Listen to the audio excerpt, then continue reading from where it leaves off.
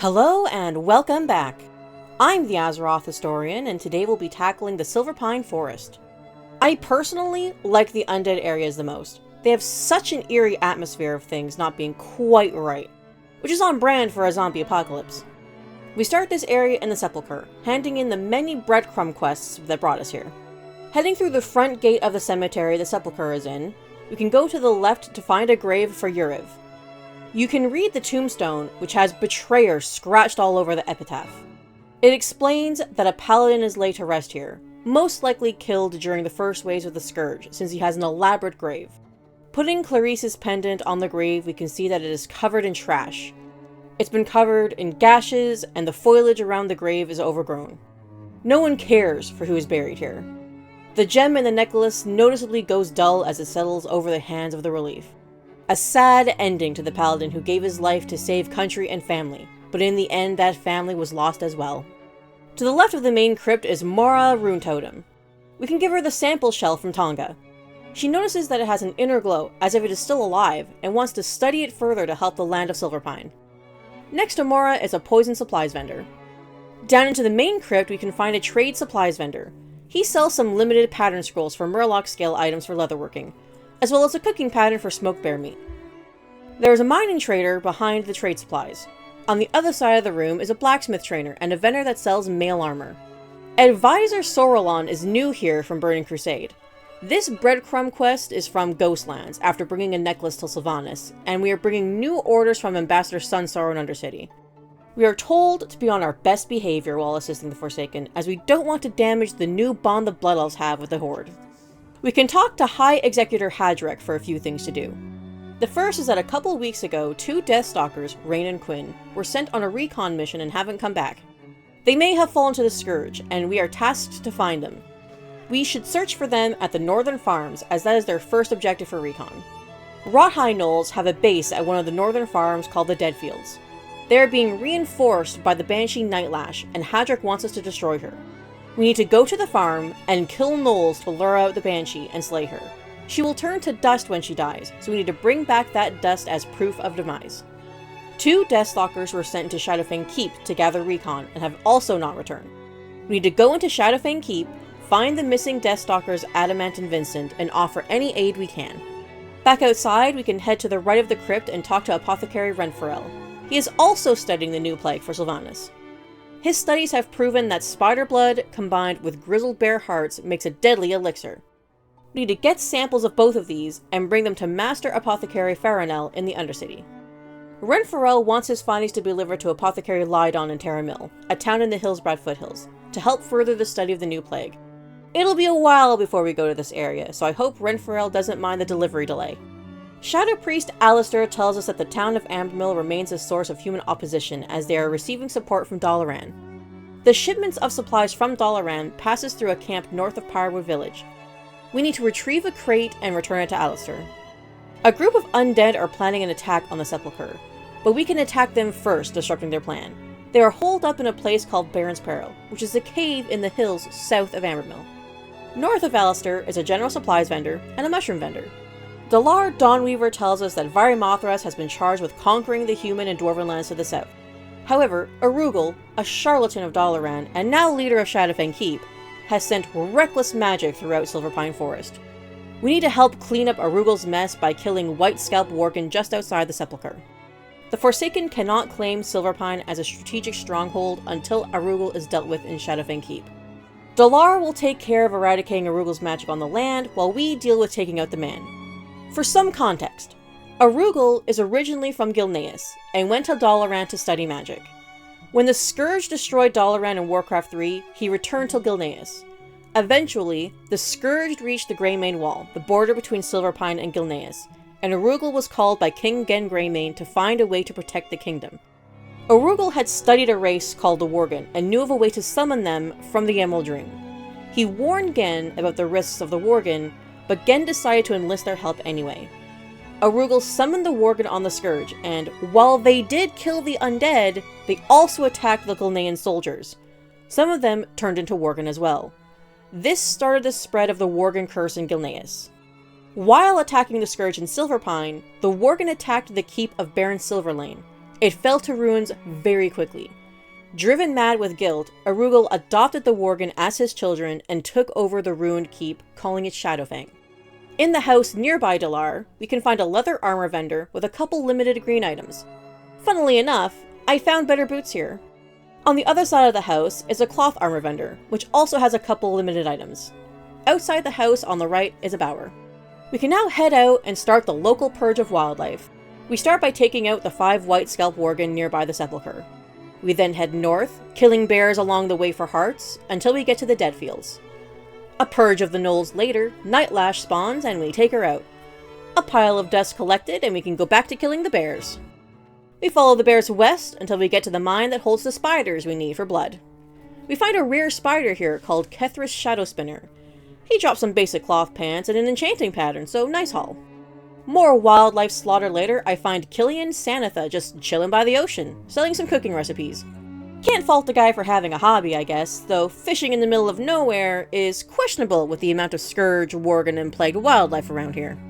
We finish killing the spiders for their blood, which definitely should have been a higher drop rate unless we managed to just flash freeze all the blood with frostbolts, then head back west for the rest of the bear hearts. While finishing off the bears, we find another rare, a white wolf called Gorefang. He didn't even have anything, just white gloves. What a ripoff. Heading north from the disappointing wolf, we find one of the missing deathstalkers' Rain. Quinn was badly hurt by a ghoul, Ivar the Foul. She needs assistance healing him, and the apothecaries can make a healing potion with the discolored hearts of wargs. We need to gather more hearts and bring them to Renfarel, then bring the potion back to Rain. Did we trade collecting heads for hearts? It's been a while since someone asked me to behead someone. Heading north, killing wargs for hearts, we find Deathstalker Erland. He's been stuck in this house with the wargs circling it. He needs to report to Rain, but he can't take out all these wolves himself. Erland needs an escort to Rain and against the wolves trying to eat him. Well, we are killing the wargs for hearts, so why not? We follow him back the way we came, taking out any wargs that get in the way, until we reach Rain. He reports that Maiden's Orchard was empty and overrun with wolves before going inside to check on Quinn. Rain thanks us for finding Erland, having believed him lost to the dangers of Silverpine. She has prepared a report for High Executor Hadrek that she wants us to deliver, as they still cannot leave until Quinn has been healed more. Back to the wildlife purge, we finish getting the warg hearts and head back to the Sepulcher. We talk to Dalar and let him know we took down some worgen. He's pleased with our capability in helping him clear out Arugal's curse from Silverpine. Dalar has no idea how Arugal got accepted at Dalaran, as his magic is especially weak. He needs to know exactly what magic Arugal used to figure out how to reverse it.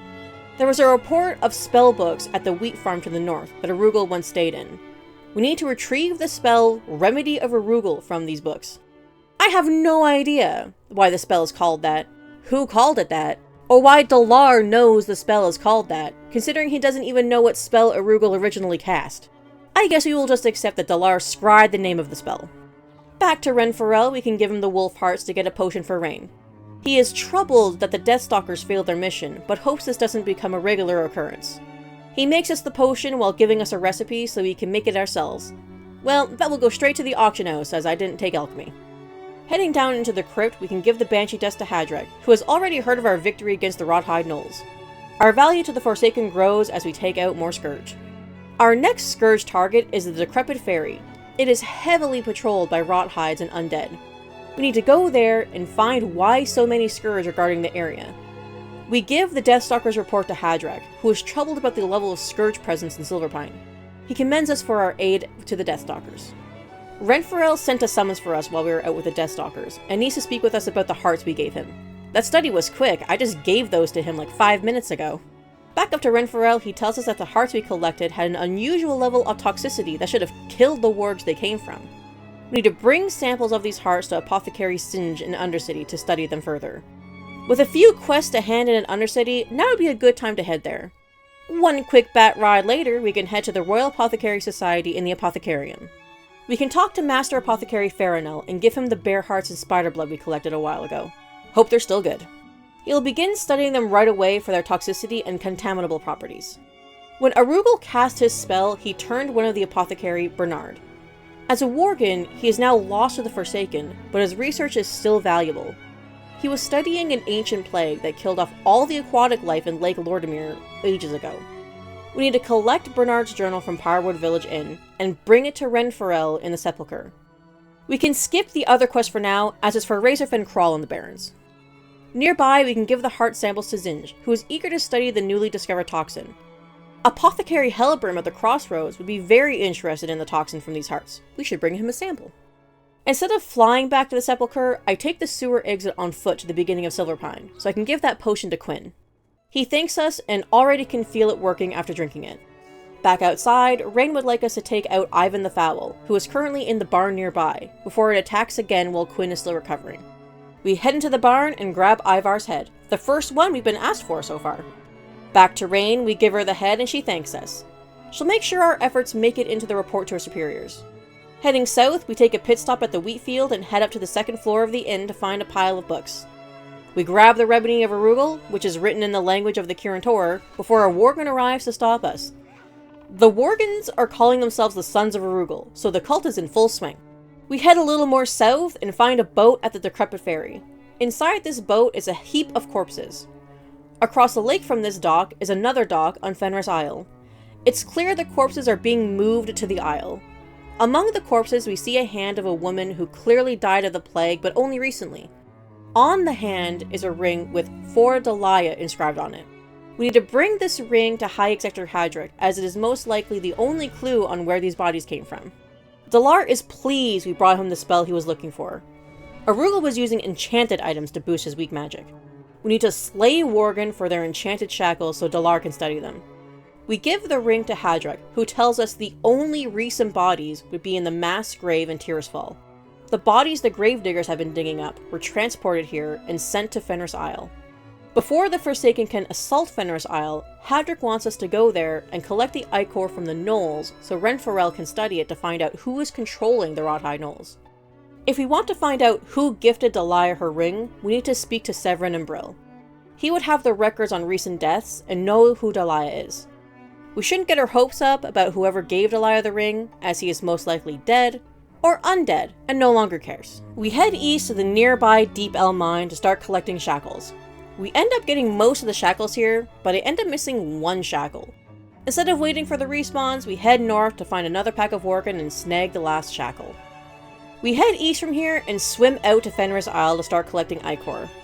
A purging of the gnolls later and we have our 8 ichor. We didn't find the quest item that can drop, so we will try again later. For now, we swim north towards Tirisfal and head to Brill to talk to Severin. We give him Dalia's ring and he tells us she lived here not too long ago. She was buried in the mass graves, but seems to have been dug up and stolen by the gnolls before we took them out. Dalia's husband, Rayleigh, lives in Undercity now, so we can seek him out at the trade quarter. Rayleigh is the ex-chef in the cooking area. We give him the ring and he feels nothing for his dead and desecrated wife. However, he does feel something. The desire for revenge. Valdred Moray, his once good friend, murdered Dalia. Though Rayleigh can no longer grieve, he can yearn for revenge. He will reward us if we kill Valdred and return his hands. A weird ask, I guess his head wasn't extra enough. Valdred can be found with the refugees by the Greymane Wall in southern Silverpine, trying to escape until Gilneas. We can head back to the Sepulcher now via bat ride. We give Dalar the shackles he wanted and he hopes he can get enough energy from this sample. Maybe we should have gathered more. Buddy, I got what you asked. Know what you want before sending me to decimate the local Worgen. It will take him a while to uncover how to reverse Arugal's magic, so in the meantime he wants us to head into the Deep Elm mine and take out Grimsum the Pale to secure the mine for Forsaken use. We give the Wrought-Hide ichor to Renfarel, who hopes we can find a weakness to the gnolls with it. He discovers that the gnolls are the work of both warlock and necromantic magics. We should take a sample to Bethor Ice Shard in Undercity. While he is not an apothecary, his knowledge of magic might have insight on how to unravel the Wrought-Hides. Before heading back to Undercity, let's get a few of the quests to the south done. We head back to the Deep Elm mine and take out Grimsum, another head to add to the tally. Heading south, we find the crate in the Dalaran camp. In this crate is yellowing maps of Silverpine and other parts of Lordaeron and a mysterious pendant. We need to bring the strange pendant to Alistair. Heading into Pyrewood Village, we can find Deathstalker Fairleia in the town hall. The Pyrewood Council will be returning at any moment. Arugal uses this council as puppets to keep the minions of Pyrewood under his control. Without the council, the Sons of Arugal might turn against Arugal. She needs our help to take out the council. The humans come into the room in increasing waves, with zero concern for the questionable sounds that came before their entrance. With the council dead, there is hope that the Forsaken will be able to take Pyrewood village and drive Arugal out of Shadowfang Keep. We head to the Pyrewood Inn and head to the second floor. At the back, we find Apothecary Berard as a worgen and take him out. On the bookshelf nearby, we can find Berard's journal. Exiting the village, we can head south to the Grey Main Wall. Picking out Valdred from the pile of refugees, we take him out and take his hands. We can head northeast to the hills and up into Barrens Peril Cave. We take out the 6 Guardians and the 6 Drudgers before hurthing back to the Sepulcher. We give Berard's journal to Renfarel. According to the journal, the moss from lake shulkers and creepers in Lordomere Lake might prove useful for the new plague. It also mentions a rare hardened tumor that was found on a Vilefin Murloc. We need to collect 6 of each moss type and find a hardened tumor and bring them to Farinell in the Undercity. We give the pendant to Alistair and the purpose of it eludes him. Maybe Dalar would know something. We should give him the pendant to study. We first give Dalar the head we've been carrying around for a while. He's pleased at our success as the mine will be a valuable resource to spread the Forsaken further into Azeroth. He's close to figuring out Arugal's magic, but he's missing something. The humans in Pyrewood turn into Moon Rage Worgen at night, which is something that happens in-game as well when the server hits the night cycle. We need to collect the shackles on the Pyrewood citizens to figure out how they are different. We give the Dalaran pendant to Dalar, who knows what it is. It's a powerful artifact that the Wizards of Dalaran use to channel magic energy. Since they are delivering them to Ambermill, this means there's a project of some importance happening there. He remembers that Ambermill was one of the sites scouted by the Kirin Tor for having a dormant late energy node. They must be planning to reactivate the node for some other use. We can stall the reactivation by taking the pendants away from the Ambermill residents. Alistair should know this information to judge what to do next. Alistair is concerned with this news and wants to stall the wizards until a plan of attack can be made. Until Dalar can find the source of the spell that is to be cast on the pendants, we need to slow the progress. We need to collect 8 Dalaran pendants from the Conjurers, Mages, and Protectors in Ambermill. We head back down to Pyrewood Village and start slaughtering anyone who stands in our way. We come across an undead warrior trying to take out the council and give them a hand. After going through the population of the village at least twice, we finally have 6 shackles each. Since we didn't have enough of low drop rate grinds, we head over to Ambermill to get the Dalaran pendants. Thankfully, it only took 1 sweep of the village to get the 8 pendants each, which felt like the RNG gods took a little bit of a pity on us this day. We bring the shackles back to Dalar, who finds our persistence commendable. With all the knowledge we helped gather, Arugal and his reckless magic will be undone. Despite collecting the Dalaran pendants, the spell is proceeding along quickly. A powerful mage must be guiding the magic energy. An archmage from Dalaran is the only answer for why the late energy node reactivation is moving so quickly. At this rate, the only solution to stopping it is killing the archmage. We need to find him in Ambermill and bring back the archmage's staff. We head back to Ambermill and fight our way into the town hall. Inside, we can find Archmage Ateric. We take him down and grab his staff. We can head north from Ambermill towards the shore of the lake. Along the way, we can see the first glimpses of Dalaran behind its energy barrier. At the shore, we find a Murloc village and take them out until we find a hardened tumor. Swimming over to the Isles, we can take out the lake shulkers and lake creepers until we have 6 creeper moss and 6 shulker moss each. I'm pretty sure we cleared out the population of these elementals at least 3 times for these, the RNG gods making up for the easy time getting the Dalaran pendants. Back to Alistair, we give him the staff we stole. We have succeeded in stopping the reactivation of the ley energy node. This is a major blow against the Wizards of Dalaran. The Forsaken will be vigilant now, knowing that such a source of magic is close by and that the wizards could return in the future. Flying to Undercity, we can finally give Rayleigh the hands we took a while ago. He is satisfied that his revenge has been served, and he gives us the ring Delia was wearing. It is only a bauble he doesn't care to keep, instead keeping the hands as a reminder of his once friend's betrayal. It's kind of disturbing just how much the positive emotions in the Forsaken have completely shut off, without knowing if it's a side effect of the undeath or extreme trauma. It's most likely both. The interesting thing about this ring is that it has the inscription for Delia on it from the quest text, but also gives you -3 spirit. This is the first minus item we have found so far, which just speaks into the early ideas Blizzard had. It would be slightly demoralizing using a dead woman's wedding ring, since the husband didn't care to keep it. We can bring the moss and tumor to Farinel, who laments the death of Berard as it was a loss to the work of the royal apothecary was doing. However, his studies can still be put to use. They seem to be getting close to a breakthrough on this new plague. Heading to the other side of Undercity, we can give the sample ichor to Bethor. The fluid is laced with powerful spells that Bethor has not seen for a long time. He will need to cast a divination on it. This ichor was created by Thule Ravenclaw, a friend of Bethor from Dalaran. He joined the Lich King and betrayed his friends during the events of Warcraft 3. Bethor thought he was dead and did not realize he could be leading the Rothide Gnolls. He can make us a potion to counteract Thule's spells. We need to take the recipe to Renfarel so he can make the potion for us.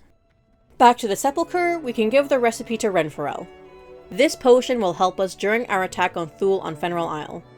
I will admit, this was more useful back in Classic, as Thule has a shield you need to take out with this potion. In the Burning Crusade servers though, Blizzard made quests a lot easier in the overworld, so you can clear them with just 2 people instead of an entire group. Before heading to assault Fenris, we should talk to Hadric as he might have information or equipment to help us. He does have something to help us, namely weapon stones and an armor kit. It's now time to head to Fenris Isle and take out Thule Ravenclaw, another head for the tally. We head over to the Isle, and while fighting our way in, we find a talking head. He says his name is Alaric, and he was once a servant and bodyguard to Thule. He was protected by the plague of undeath by Thule, but it was instead a spell of unlife in which he cannot escape. After making the gnolls, Thule cut off his head and gave it to the gnolls to play with. What a brutal and senseless thing to do to one of your allies. We need to take his head to the unmarked grave behind the stables to reunite it with his body. We find someone else making their way through the keep, so we team up and head to the 2nd floor and take out Thule Ravenclaw. He isn't even elite anymore. They definitely made these quests easier. We grab his head, then head back outside to find Alaric's grave. Heading east to the back of the inn building, we can find a pile of dirt with some boots on it. Thankfully, despite the gnolls burying the body, it has remained intact. Alaric knows of a hidden nook in the keep that holds an item that is important to Thule and could also be useful to us. We need to take Alaric there with his body, but leave the boots. Back in the keep, we head up the tower and across the outside walkway to the alcove with a bookcase. Alaric wants to be left here in the secret alcove, as his favorite moments in life were in this keep. Alaric tells us about how Thule, Bethor, and Gunther wove their apprentice wands together to create a wand. This was a symbol of their friendship, and though Thule came to despise it, he could not get rid of it, so he hid it here in Fenris Keep. We should take the woven wand we found in this alcove to Bethor and Undercity. Back to the Sepulcher, we give Thule's head to Hadric. When we killed Thule, the energies released could be felt all the way in Sepulcher. Our value to the Forsaken continues to grow. We head back to the Undercity and bring the wand to Bethor. He was certain the wand had been lost when Thule joined the Lich King and abandoned his friends. He must not have ever used it, as Bethor would have felt it. He thanks us for returning it. All that remains is going into Shadowfang Keep and taking out Arugal and his Worgen minions. Before that, though, we can pick up the last quest for the dungeon that I've been skipping because my quest log was full. We can find Keeper Beldegur in the Apothecarium. Shadowfang Keep has a book called The Book of that he wants for his collection. Was a great mage in Dalaran before the Scourge came, and his studies would be of much value to certain parties of the Forsaken. We need to find the book and bring it back to Beldegur. Since we will be doing it soon, I also grabbed the quest for Razorfin Crawl from Farinel. He is looking for a rare substance for his plague experiments. It comes from a rare species of bat only found in Razorfin Crawl. We need to bring 1 pile of crawlbat guano to Farinel. For those who don't know, guano is bat or bird poop that can be collected for fertilizer as it is rich in nitrogen. We quickly put a group together for Shadowfang Keep, and I forgot that paladins have a quest in here. We are going to absolutely crush this dungeon with our level 30 tank. As the only skinner once again, I'm going to be making bank as, for some reason, Worgen are skinnable before Cataclysm. I have to admit, the dungeon music for Shadowfang Keep is one of my favorites, and I am having it running in the background for this portion just so you can all enjoy it with me.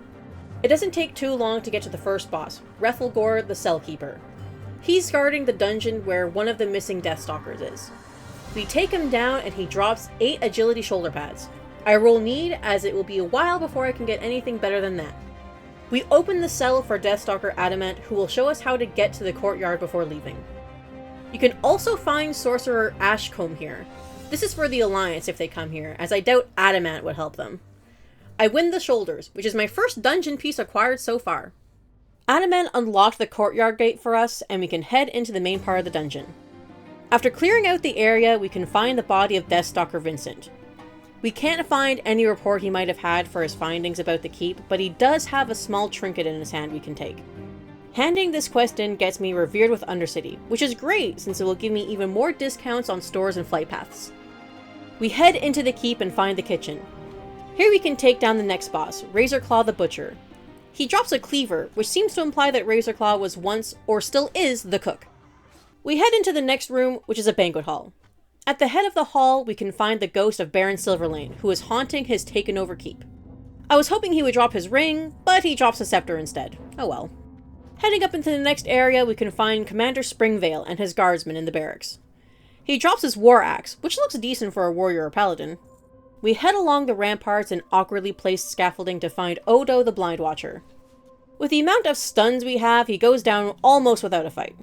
He drops his lay staff, which is an excellent healer staff. We continue along the ramparts and head into a large tower, following its spiraling ramp until we get to the main chamber and find Arugal's pet, Fenris the Devourer. He's just a doggo, really, not a very complicated fight.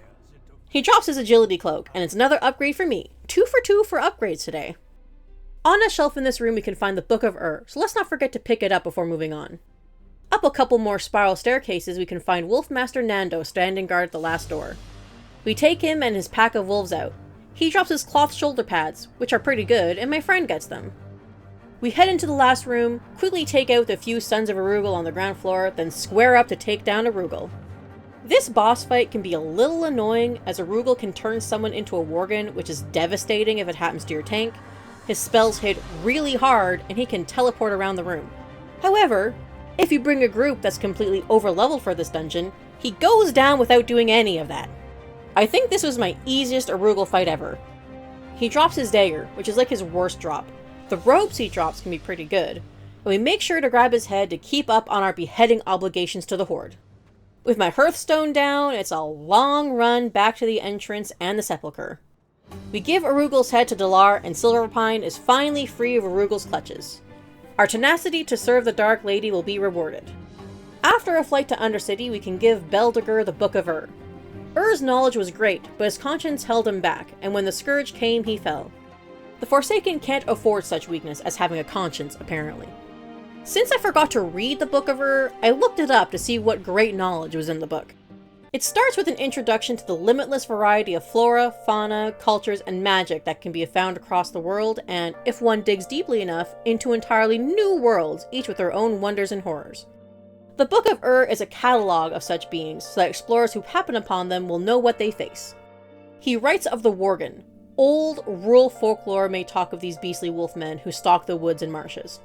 While the tales could be taken as a bedtime story to frighten children, assures us that the worgen are real. They are not from our world, but can be summoned here with powerful magic. They are best left where they are, however, as worgen bring terror and bloodshed wherever they go. While worgen resemble the wolves of our world, you will quickly spot the difference as they walk upon 2 legs, have wickedly long claws and fangs, and their howls hold malevolence possessed of no natural beast. The worgen's home is that of nightmare, implying that since they are pulled from the Emerald Dream, that they come from a corrupted nightmare part of it. Even though some worgen possess powerful magic, they have never attempted to reach Azeroth themselves. Worgen magic is that of darkness and corruption. Curses and supernatural poisons are common. Any who come across a worgen mage should protect themselves against shadow. Hopes that no Dalaran wizard is foolish enough to summon the worgen, as to do so would find our world in peril if they are not destroyed.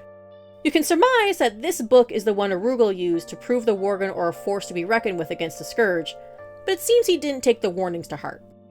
I hit level 26, and since the next video will be in Kalimdor, let's head back to Orgrimmar for some training. There is nothing for pets until level 30. I pick up Track Elementals, which will be very handy, Serpent Sting rank 4, Rapid Fire, which will increase my range speed for 15 seconds, Immolation Trap rank 2, and Mongoose Bite, which I skipped before until I had more money. The next video will be the last one for the Horde starting areas, the Barrens Part 2, and the Dungeon Razorfen Crawl. Thank you so much for watching my video. Since the last video, I have hit and flew past 50 subscribers. Starting the series, I never thought I would see 10 people subscribe, let alone over 50. So please know your support is very appreciated. If you haven't, please consider liking the video and subscribing to the channel if you'd like to see the rest of the series. After the next video, I will do the Alliance starting zones until we start zones with both factions in them. After that, I will do Horde, then Alliance for each area, showing off the lore and differences depending on which faction you picked. See you next time!